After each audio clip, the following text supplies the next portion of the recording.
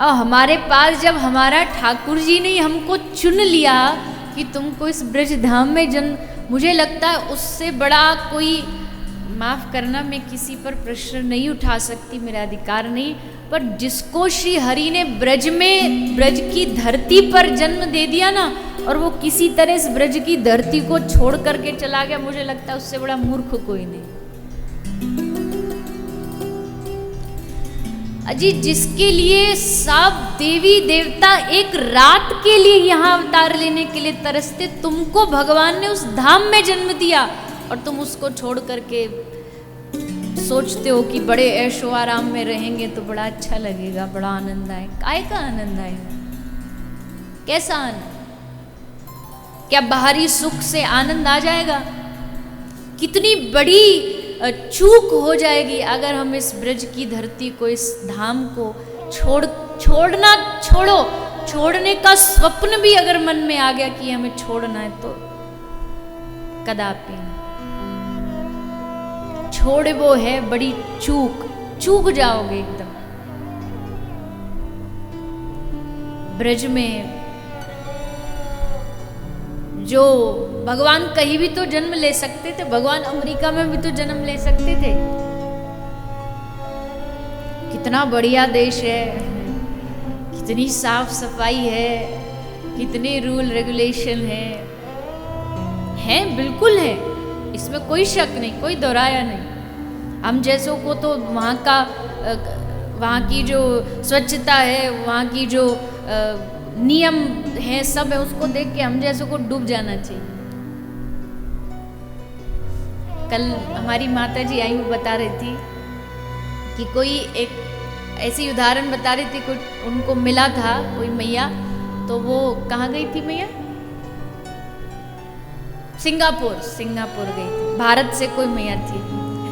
तो वो वहाँ गई तो उसने जा कर के वो टॉफ़ी का रैपर जो होता है, पन्नी जो होती है, तो वहाँ तो कोई फेंकता नहीं, तो बोले उसको रख लिया। 1 दिन 2 दिन 4 दिन अपने पर्स में रखे रही, और बोलती जैसे भारत आई, भारत पे एयरपोर्ट पे उतरते लेके पन्नी फेंक दी। तो मियाँ कह रही थी कि वो मुझे बता रही थी, मुझे दुख भी हुआ ये करके कि देखो कैसी मानसिकता है हमारी। वो मैया खुद ही कह रही थी मेरी भी कैसी मानसिकता। वहाँ 3 दिन रखा उस कूड़े को कि नहीं फेंकना है, और भारत में हाथ ले, तेरा तुझको अर्पण क्या लागे मेरा। तो सही में हमें डूब ही मरना चाहिए, ऐसा काम हम करते हैं।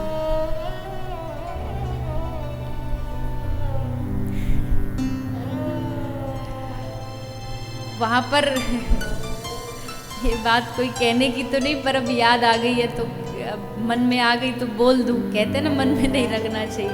वहाँ पर कोई कुत्ते को भी वॉक कराने ले जाता ना, तो उसके लिए एक पन्नी साथ में लेकर के जानी पड़ती है कि कब महाराज का मन कर जाए मलमूत्र त्यागने का। तो अगर ऐसे कहीं किसी ने देख लिया कि तुम्हारा कुत्ता ऐसे ही कहीं सड़क पे, तो तुरंत फाइन लग जाएगा। सो पन्नी संग लेके जाते, जैसे वो चालू होता है वो पन्नी लगा लेते।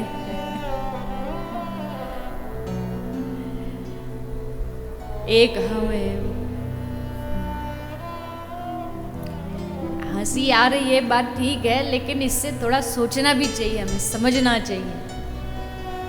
वहां जाके तो भारत वाले भी ऐसे सुधर जाते हैं, एकदम सीधे बन जाते हैं। हाँ जी हाँ, बिल्कुल नहीं फेंकेंगे बाहर, बिल्कुल कुछ गंदगी नहीं करेंगे।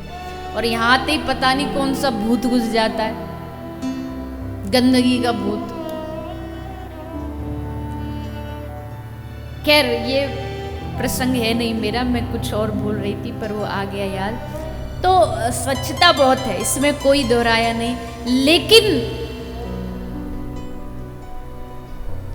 स्वच्छता और पवित्रता में फर्क होता है। उस भूमि पर स्वच्छता है, पर ब्रज की धरती पर पवित्रता।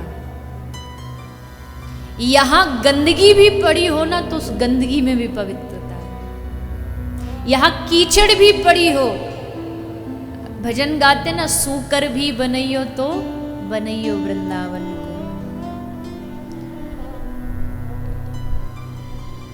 ब्रज में सूकर बनना भी इतनी बड़ी बात, और मुझे लगता है सूकर को तो ब्रज की धरती पर इतनी बड़ी वस्तु प्राप्त हुई है जो मानवों को भी शायद प्राप्त ना होती हो ब्रज से बाहर।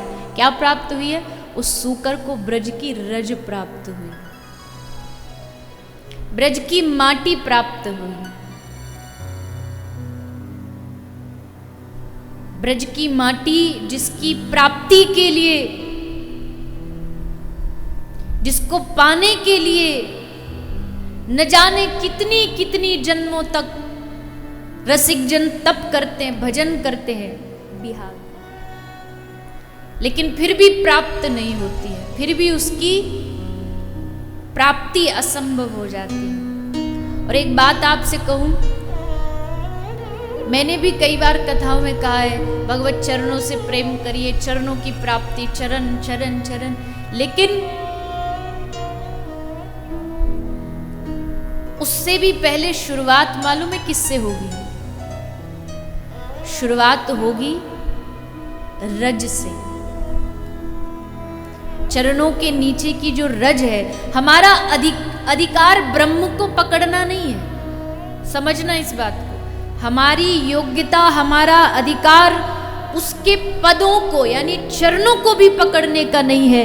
हमारा बस है तो, हमारा अधिकार है तो उनकी चरण रज पर है।